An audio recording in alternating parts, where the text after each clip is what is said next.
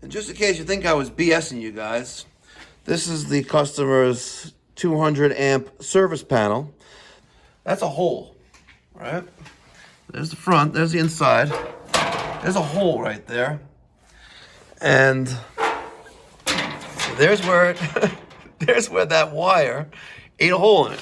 And almost, thank God, no one got hurt. Thank God no one got injured. Thank God no one's dead.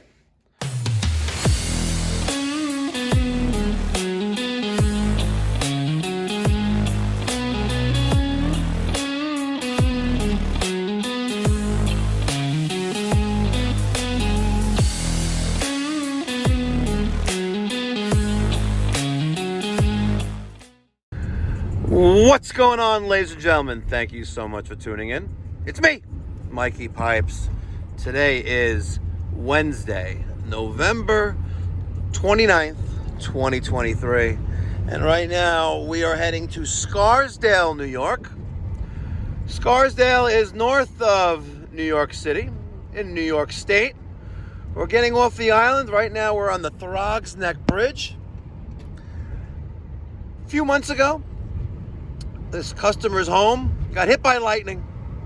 I shit you not. It got hit by lightning. The homeowner, doing his due diligence, found us on the internet, reached out and wanted to get us a price to replace the harness inside his Burnham Alpine modulating condensing boiler. Let's just say that's not what we delivered. Working with his insurance company, we installed a brand new Burnham Alpine boiler. Daniel and Peter, that is. And everything else seemed to be okay. Until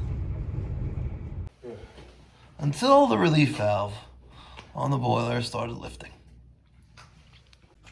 And just in case you think I was BSing you guys, this is the customer's 200 amp service panel that was here. And that's a hole, right? There's the front, there's the inside. There's a hole right there. And there's where there's where that wire ate a hole in it. And almost, thank God, no one got hurt. Thank God no one got injured. Thank God no one's dead. But lightning hit this house. And it's a miracle that everyone is okay. Here is the expansion tank. We have the power off. We're going to keep that closed for right now. And I am going to close the valve right there. I'm going to put a bucket underneath, and I'm going to use a straighter core removal tool to remove the straighter core right here. And we're going to take some water out of this expansion tank so we don't get water all over the place. All right, new tank is installed.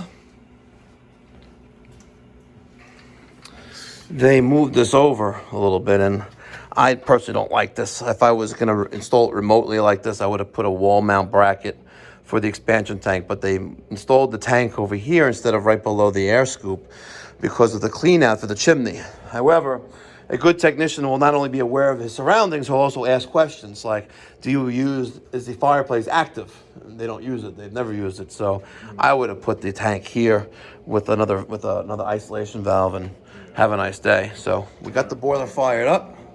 We're going to test it and make sure we maintain good pressure. All right, ladies and gentlemen, I hope you enjoyed this video. Quick little video, just standing behind what we do. It was in August, end of August, we took out that Burnham Alpine, swapped in a new one, and I already know what some of you are saying. Mikey Pipes, why didn't you change the expansion tank? Why didn't I, at the same question, why didn't I change any of the 5 or all 5 circulators? Why didn't I change the spiral vent?